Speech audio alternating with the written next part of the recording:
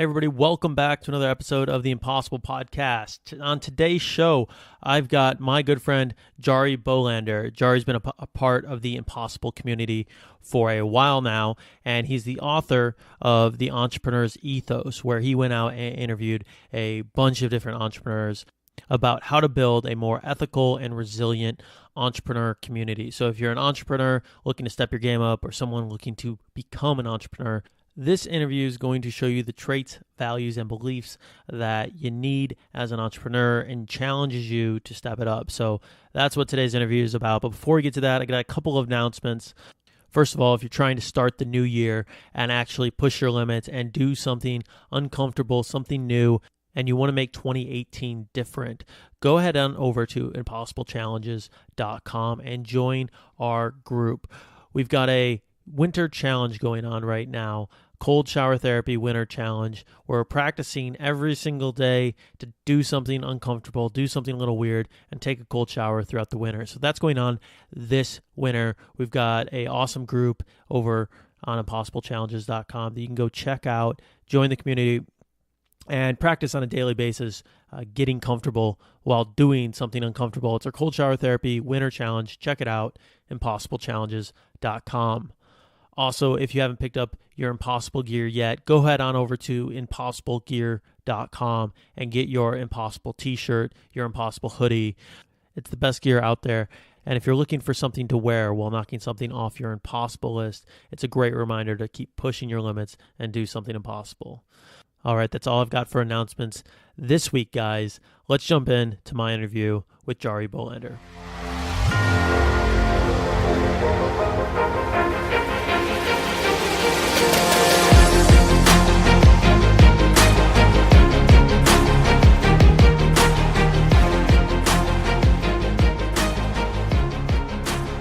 All right, and we're live. Today, guys, I have Jarie Bolander. I got that right this time. You did. Author of the Entrepreneur Ethos and creator of the Daily MBA. Jarie, thanks for being here, man. Really appreciate it, Joel. Thanks for having me. No problem. So today we've been talking for a long time and wanted to talk a little bit about your book, The Entrepreneur Ethos. And if you want to give people a little bit of background on who you are, and then we'll get into like why this book. Sure. So I'm a 20-year entrepreneur. I've been at 6 startups. The Entrepreneur Ethos is my 4th book. And I was inspired to write it because of my late wife, Jane, who passed away in April of 2017. Mm-hmm. She was a female minority entrepreneur in the sports PR space, which meant that she was a publicist for professional athletes, among other things. And we would talk a lot about her business and entrepreneurship. And one of the things that she would run into is the misogyny and sexism and racism that was all over the business world. And when I was thinking about, I should write another book. What do I want to talk about? What are some of the things that were really interesting in me or interested to me to write about? I was talking to her and then got into a accelerator program for the startup that I'm at called 500 Startups, which is this preeminent accelerator. And what I saw there was that, they were really trying to be more inclusive, include more minorities and women founders. And what I started to see was that even though 500 is great at, growth hacking and, one metric that matters and all the external stuff about how to build a business, the thing that was sort of lacking was, what's the internal struggle? What's the internal compass that you need? What are the traits, values, and beliefs that make our culture as an entrepreneur culture strong? And what I realized is that no one really wrote down this is what it is to be the top of the top entrepreneur, and not just in revenue or how many exits you have, or, if you're a unicorn or a, unicentaur unicorn or whatever the heck you want to define success. It's more like, no, as a culture, a lot of us do this job, this calling, this lifestyle, we're never going to be Uber, Lyft, or whatever, pick your favorite unicorn. But we do it for a reason. And I just felt that it was really important to capture at least my thoughts and the thoughts of other entrepreneurs as to what the culture is all about. And you are in chapter 1 because I did interview you for the book. And so I'm going to embarrass you a little bit with this quote, because I think this is probably the best way to start out the discussion on, what it's like to be an entrepreneur, why we have to have a better culture. And so here it goes. So Joel Runyon, CEO of Impossible, knows a thing or two about the struggle to work on things that matter and what it takes to keep creating. So here's Joel's quote. I feel that there's a grit or resilience factor that is needed to make an idea into reality. Anytime you create a product or service, it's something ambitious. It's important to get up and try new things along the way. Keep trying new and different things. Keep going when things are not going well, even when you don't want to. If you don't do that, you'll be beaten every time. And I mean, quotes like that, entrepreneurs like you and, the 50 some odd ones I interviewed, kept on coming back, that the internal struggle, the internal ethos that we need to have as a culture needs to be written down, we need to hold ourselves to a higher standard. We need to spread it far and wide, and we need to help each other. And, your quote, that's the reason why it's in chapter 1, page 3. So I really appreciate that you took the time to do that. But also, that sets the stage, right? Our internal struggle as entrepreneurs is something that really motivated me to get out there and write this book, even when Jane was sick with her leukemia. It was just one of those things that just had to be told. It's just had to be told. So. Yeah, well, one of the things I like about it, it's not just your perspective. It's I have a quote in there, but you said you interviewed about 50 people for the book? About 50 entrepreneurs, yeah. And then we'll get into some of the findings about it in a little bit, but what was the process for like going through interviewing all these different people and then kind of distilling that down and then putting that out in the world into a book? Yeah, so I had about 10 questions that I asked everyone, and I don't remember them off the top of my head. But what I was trying to do was get at the traits, values, and beliefs that each entrepreneur had. And I tried to get as diverse as I could. I tried to get in different industries, not just in tech, but in mainline industries like food services, hospitality, and try to understand the inner workings of, well, what is it that really is, or what makes an entrepreneur tick? And so as I went through the findings, a lot of these themes started to emerge, like grit and resilience was one that a lot of people had. Discipline was another one that was, a little bit like, well, discipline, what does that mean? Well, I mean, you can have, and the passion was another one. But the beautiful thing about when you dig into the data and think about it, and then I did a lot of research on, famous entrepreneurs, and there's a lot of, references in the book, case studies and whatnot about things that went right, things that went wrong. And what it kind of boiled down to was the ethos that's in the beginning of the book. But more importantly, there was a lot of these surprises, like the discipline to get up every day and make the 100 cold calls, the discipline to,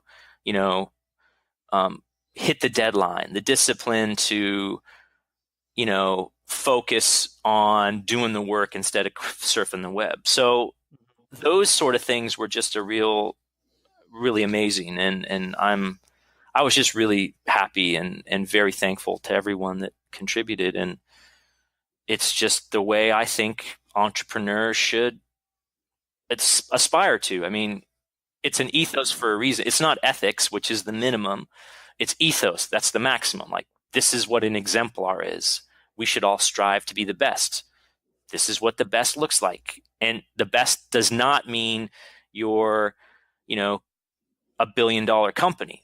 that metric, there's no metric in there in this entire thing about successful raising money or whatnot. It's the lifestyle, it's the attitude, it's the culture. That was important to me to get across.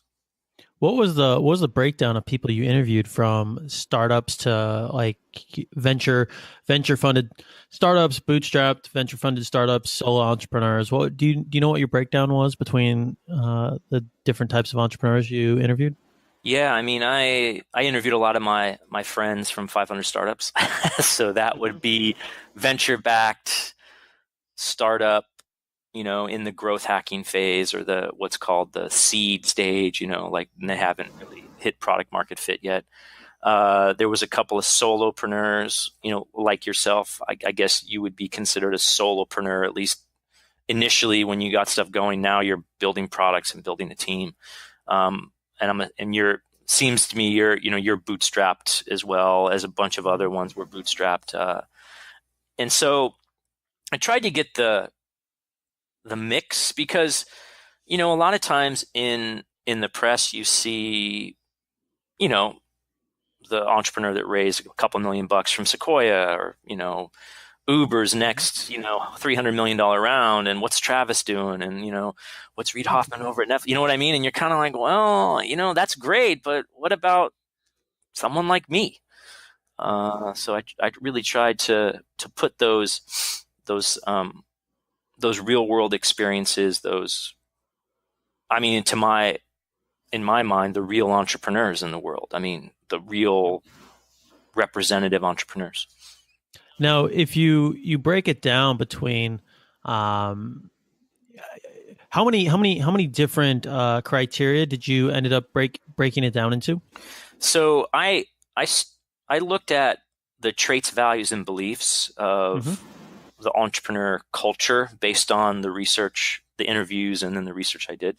So, a trait is some external thing that people see, and that's important, because a lot of times, people look at an entrepreneur and they're like, oh, that guy's an entrepreneur because he is, has passion, and he can solve problems, and he's focused. And then there's the internal thing, like, the values that we have. And that's more like, internally, I'm tenacious, I've got hustle, I like to learn, I've got integrity, and then I'm independent.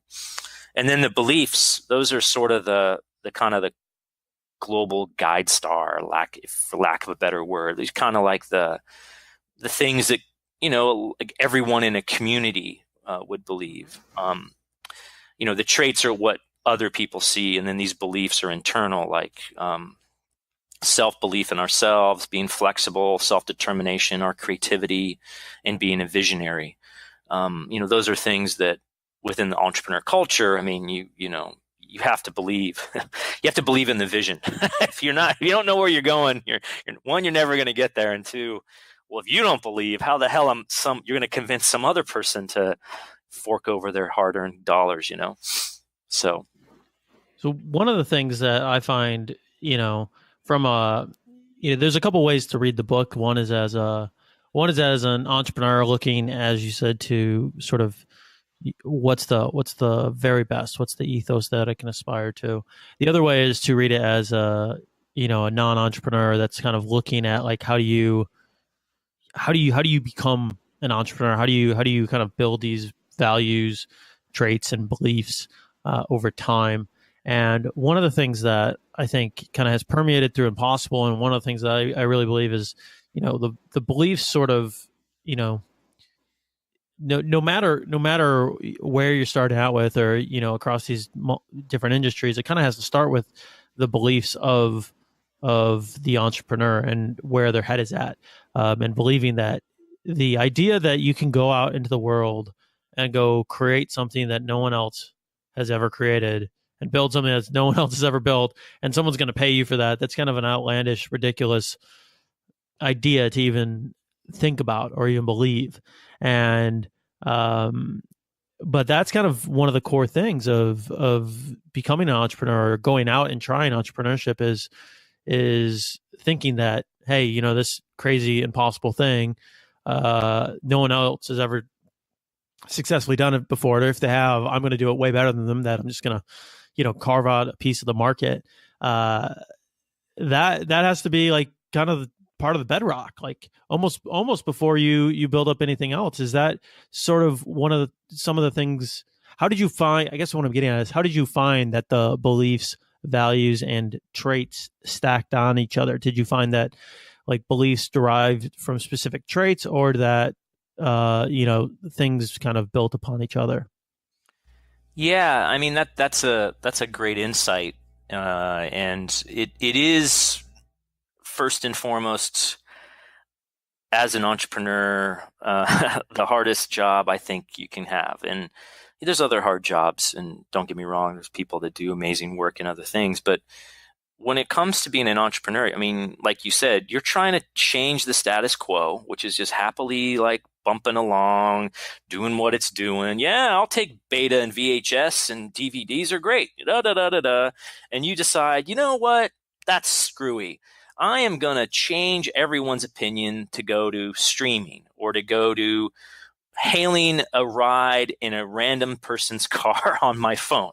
Oh, well, why don't we just, taxis have been here forever, whatever. And so what you end up thinking as an entrepreneur is, first and foremost, there's got to be a better way. Like, there's some pain or suffering that you're trying to alleviate. And sometimes you don't know how to do that. But what I have found is that, the traits, values, and beliefs, they're all complementary, and entrepreneurs have various degrees of them. So you may not be the best visionary in the world, but you may have enough discipline to like beat your head against the wall with someone that has the vision and like, we're going that way. Okay, I'm going to grind on this until I get there. And so what I was trying to get at when I looked at all this is that ideally we'd all be high in all of these traits, values, and beliefs. I mean, we would have, self-awareness and self-belief and optimism and, all these sort of things. And it's kind of like one of the reasons can be very important for venture-backed startups to have more than one founder is because, we all have flat spots. So if you're trying to rapidly grow a company and you're flat on vision, or you're flat on execution, or you don't have a lot of grit, hopefully your co-founder has that. And so it's important that these all play together, because some of it is very tactical. It's very like nose to the grindstone. It's, how am I going to solve this problem today? What creative solution can I have? While others, you need to step back and be like, okay, well, where are we going? How am I going to get there? Is this really what I want to do? What makes me think that I'm the one that's going to change the world? And so it's this balance, and the nice thing about having or being an entrepreneur is that you get to explore all of these things. And once you're self-aware enough to know they may not be good in some of these things, then you're like, oh, well, maybe I need to have more discipline. Like you with the cold shower therapy, and the stuff that you do. It's like, that takes a lot of discipline to wake up and take a cold shower. I mean, you can say it, and you may have the passion to take a cold shower, but getting in, turning it on cold, and the discipline to sit there for however long it takes to freeze your butt off, that's a whole other level, right? So yeah, they overlap a little bit, and hopefully, and they do complement each other. But in some cases, we may be weaker on some or stronger in others. And that's why, as a community, we need to help each other out. We need to be open and have honest dialogue, and realize it's not always sunny in startup land. And when we need help, we should need to ask for help. I mean, you can't just be like, yeah, I'm crushing it every day. It's like, no, you're not. You can't be. Even your thing, when you were trying to do the 777 thing, you got hurt, you had problems and challenges. It it delayed you like what, 6 months to a year, right?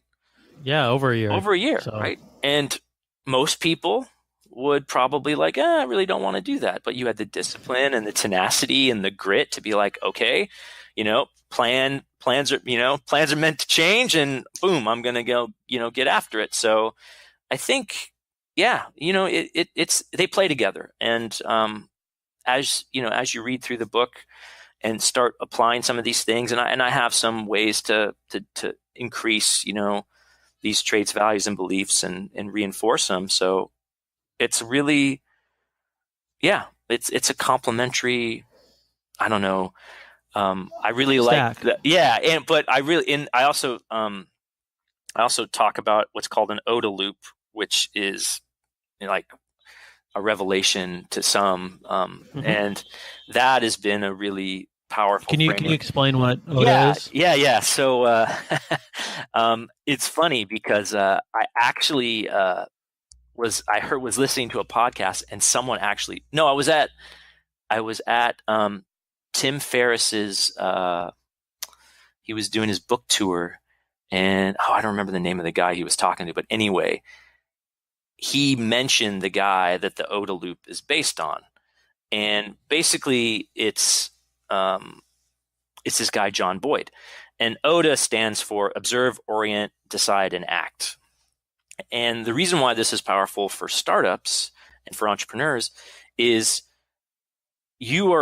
as an entrepreneur, you are constantly in an OODA loop. There is no other, I don't know, other than a fighter pilot, because this is where this comes from.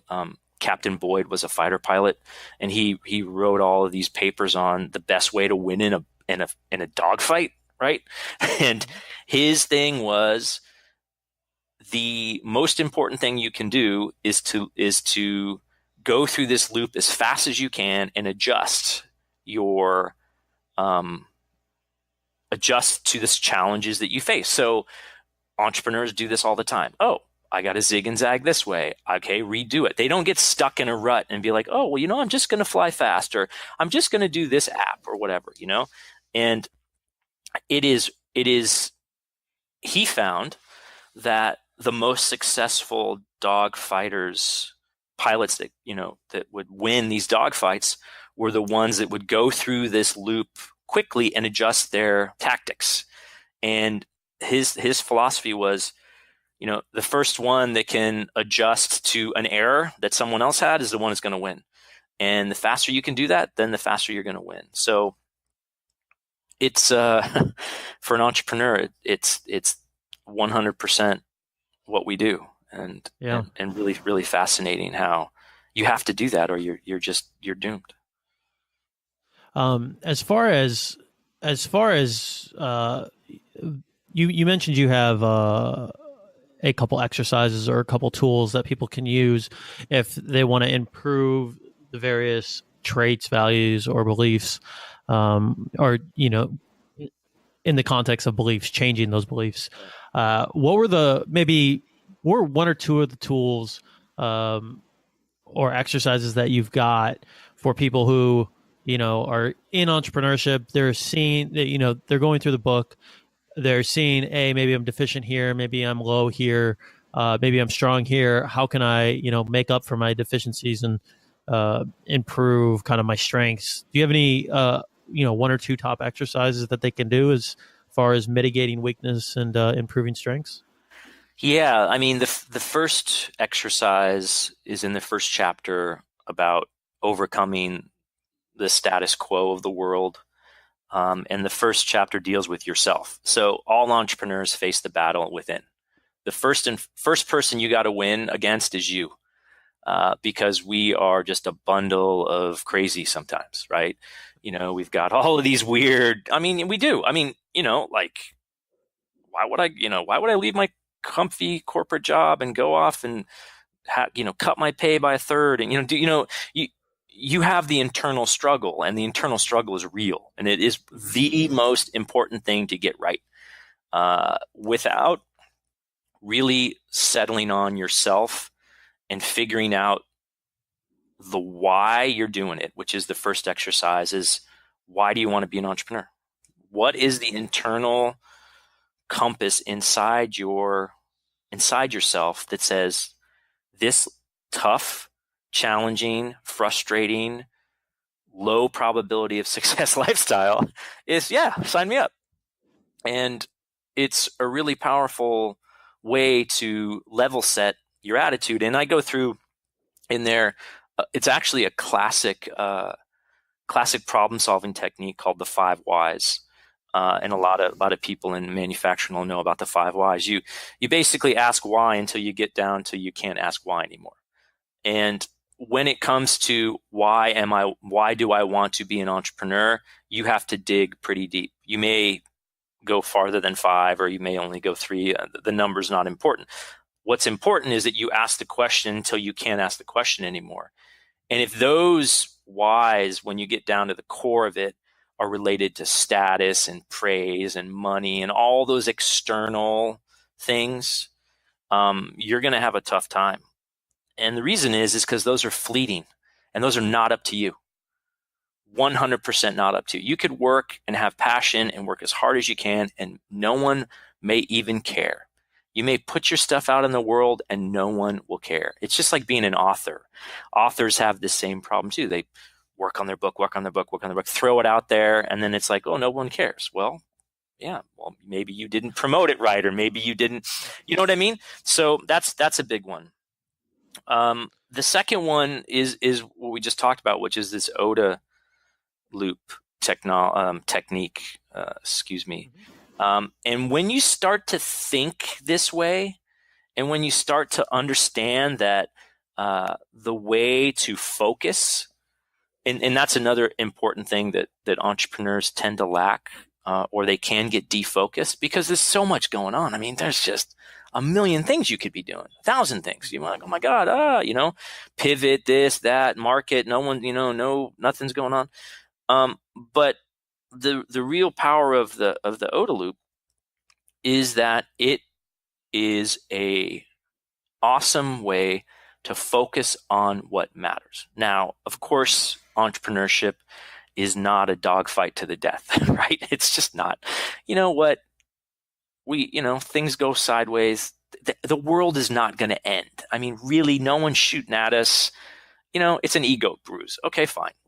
Let's just put that aside. But to be able to focus on something, make tangible change when you need to make tangible change, and have that mentality allows you to reduce the frustrations that you have, look at things in a different way, and then start to build on maybe the discipline. Maybe you lack discipline. Well, one way to increase your discipline is to, schedule time to do certain things. Make sure you're focused on the right thing. Because a lot of times discipline is not that you don't want to work. You may spin your wheels forever, or you may work on the fun stuff and, not sit down and make the 100 cold calls or whatever.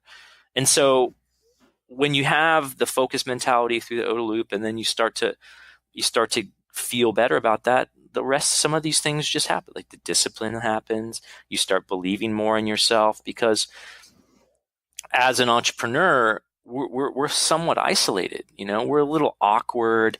At cocktail parties, we talk about our minimum viable product and our metrics that matter, and we're crushing it. And unless we're around a bunch of other entrepreneurs, they're like, look at us go, who the hell is this guy? I just wanted to talk about the ball game, like who cares about whatever, right? So I think those are the couple of things that are, at least some of the things that are how to improve.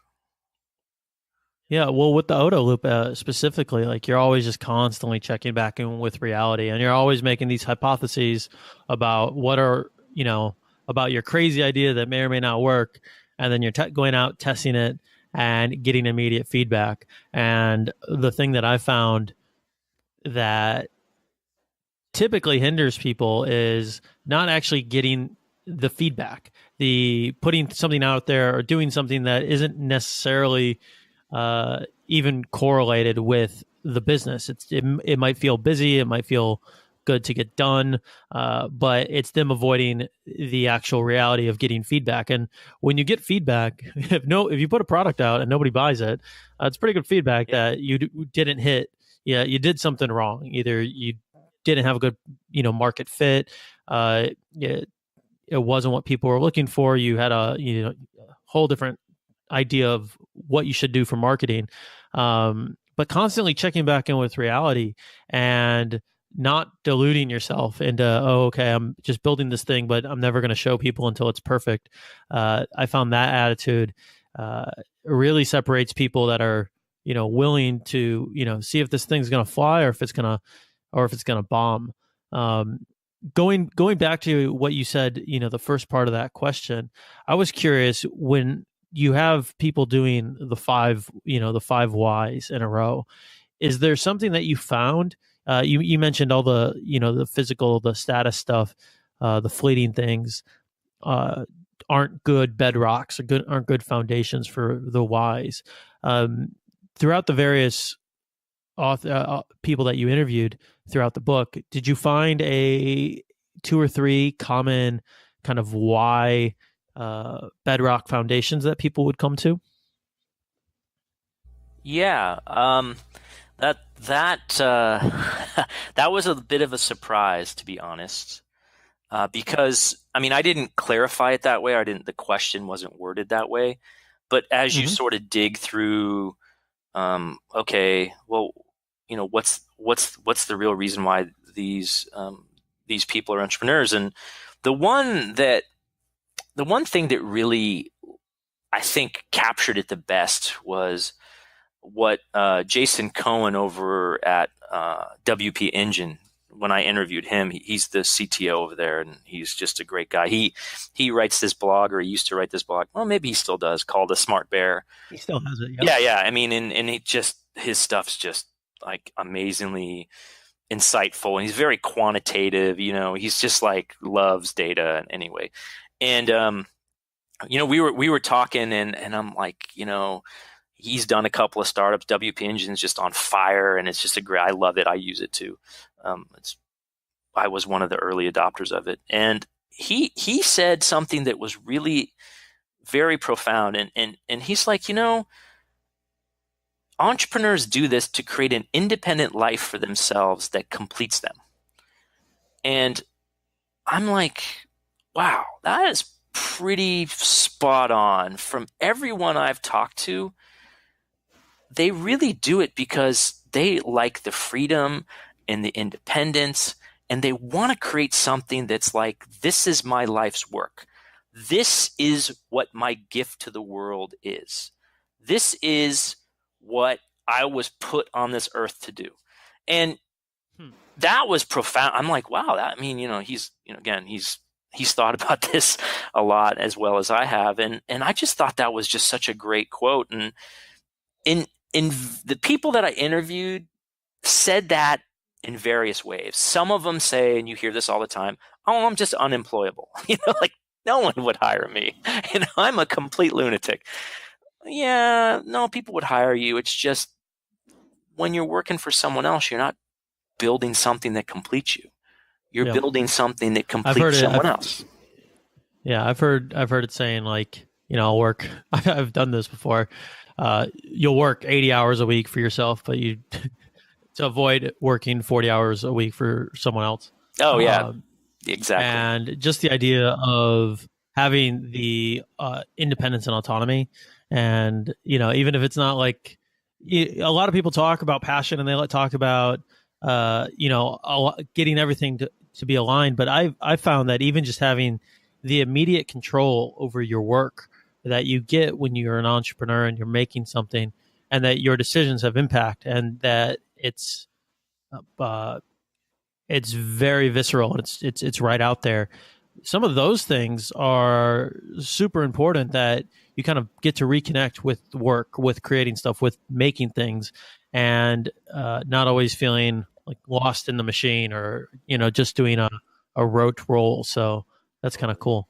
Yeah, no, I totally agree. And I think as the 21st century starts to unfold, one of the main skills most that people are going to need to learn is the entrepreneurial mindset and skills that create new things. Because, I mean, we're getting to the point where the monotonous work is going to be automated. Mm-hmm. I mean, it's just going to happen. And so now what are we going to do? Part of the reason I wrote the book as well is because there's a lot of people that are interested in entrepreneurship, and they tend to get the wrong impression of it. They look at all the greats, which are awesome people, and don't really, understand that those are just one or two examples of what it's like to be an entrepreneur. The rest of us who, grind it out every day, that of course we aspire to get the huge exit and be famous or whatever, but that doesn't drive us. We know that those guys and gals are the 1% of the 1%. I mean, it's just like, you can't, just if you ever think you're going to get that way, you got to get lucky or you're delusional. So, yeah, the independent life, the control of your time, the control of your labor, your creativity, your output, when that's yours, that is a very powerful thing. Yeah. I'm glad you kind of took it there, because I was going to ask, like, what do you see next? What's coming? I sort of agree with the automation of everything. And I found, one of the things that I've talked to people a lot about is becoming an entrepreneur, even in your day job. Yeah. Finding ways to look at your day job as an entrepreneur. But, now that you've kind of interviewed all these different people and you've kind of, distilled the ethos into, these traits, values, and beliefs, what is like the next step as far as entrepreneurs both looking to kind of step their game up, and non-entrepreneurs looking to kind of, hey, how can I, add more of this into my life somewhere? Yeah, that's a very insightful observation, because the next step, at least to me, that I feel that society has to take, is we need to recognize that all of this disruption that's happening with automation and AI, and the things that are going to make, again, these jobs that can be automated go away. Those people that are going to lose those jobs need to be retrained, and they need to be productive. I mean, I firmly believe that most people, well, I would say almost all people, want to contribute in some way. That their labor, what they do, they want to have an impact. They want to have some meaning in life. And the guy that, drives the truck that delivers the milk or the eggs or whatever, he's got meaning. Whatever that meaning may be, there is something that he wants to contribute. And we, as an entrepreneur culture, have to step it up and be more ethical so that we can be more resilient to the challenges of the 21st century. And I really feel strongly that we have, as a community, have not stepped up. And you can tell by all of the bad behavior that's going on. And that's just not going to fly. I mean, there are so many challenges to face and to solve. And there's so many creative people that don't have alphabets after their name that need to be engaged. They need to be trained. They need to be, they need to be encouraged. I mean, it is funny, all of the greatest entrepreneurs that everyone touts as these are the apex. I mean, they all dropped out of college. I mean, of course, they got into Harvard or Stanford, but they dropped out. And so you're kind of like, well, clearly you don't have to have an Ivy League education. Maybe you have, to get in, but, and there's some false statistics on that. Of course, the more educated you are, you tend to have more opportunity. So, but you know what I mean? It's like, we got to open this up. And the only way we open up being an entrepreneur and the lifestyle is to put forth what an entrepreneur is, the traits, values, and beliefs, the ethos, and as a culture, step our game up. We got to raise the bar. We got to hold a higher standard for our behavior, for what we create, how we interact with the world, because it's an honor to be an entrepreneur. I mean, what other job do you just like can have freedom to, I mean, you know, you got to sell stuff, but I mean, my God, this is the best job in the world if you're creative.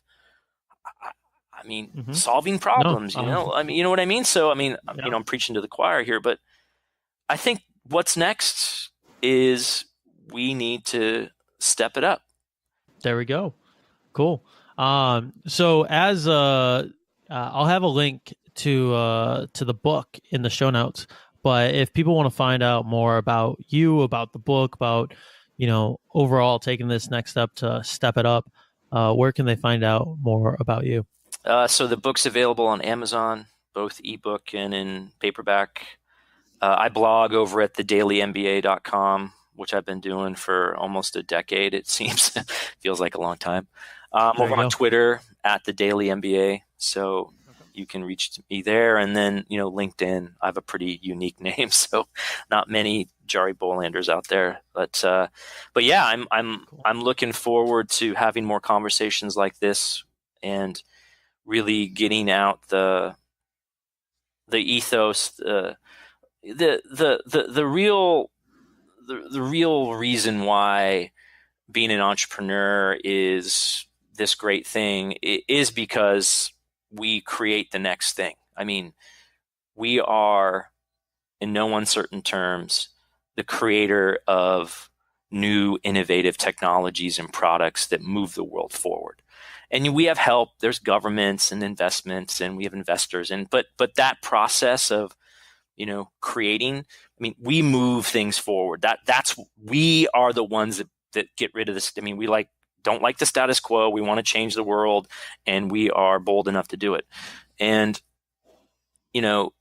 I every day try to live that way. But more importantly, Jane, my late wife, she inspired me and still inspires me to have a better, more optimistic outlook on what we're trying to do in the entrepreneur community, and more importantly, solve some of these challenges both in the world and in our community so that we can be that change that we need to see. So I'm just really excited to, get after it, as Jocko would say, Jocko Willink would say. So I'm really, really thankful to be on the podcast, and hope to continue the conversation with you again and with your listeners.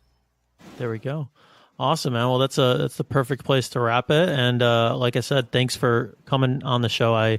It's Entrepreneur Ethos, guys. I will have linked down below. It's a good book, whether you are an entrepreneur looking to step your game up or someone looking to become more entrepreneurial in your life. So, Jarie, thanks for coming on the pod, and let's do it again soon. Yeah, that'd be great, Joel. Thanks a lot.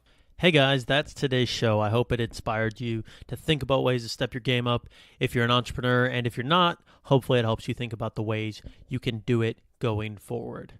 If you guys enjoyed the show, I'd love a review on iTunes, Google Play, or Stitcher, or wherever you listen to podcasts. It helps a ton, and I appreciate it a lot. So leave a review, iTunes, Google Play, or wherever you're listening to podcasts these days. Next week, I've got a special guest. Dr. Jordan B. Peterson is coming on the show. If you followed his work online or you've heard of him, you'll probably won't be surprised that I'm a huge fan of his. He fits right in with the impossible ethos of pushing your limits, becoming the hero of your own story, and as he likes to say, sorting yourself out. We're going to be talking about all that, but if you guys have a specific question you'd like me to ask him, tweet them at me, and I'll try to ask him live on the show. Speaking of Twitter, if you guys want to keep up with me in between shows, you can follow me on Twitter and Instagram at Joel Runyon. You can also follow Everything Impossible on Facebook, Twitter, and Instagram at Impossible HQ. So that's Impossible and HQ as in headquarters. A quick reminder that we've got a winter cold shower therapy challenge going on at impossiblechallenges.com, where you can come practice getting comfortable being uncomfortable by taking a freezing cold shower every morning. It sounds weird, but it's life-changing. Impossiblechallenges.com. It's got a lot more information, so check it out. Also, as always, if you need something to wear during your next Impossible Challenge, check out impossiblegear.com. Shirts, sweatshirts, and the best gear to help you push your limits. They don't just look good and feel great, but they actually, and I have to warn you about this, they might cause you to deadlift your car. True story. That's a true story that I just made up. So check it out, impossiblegear.com. Get your gear and go push your limits. All right, guys, that is it for the show. I will see you next week with Dr. Jordan B. Peterson. But until then, keep on pushing your limits and do something impossible.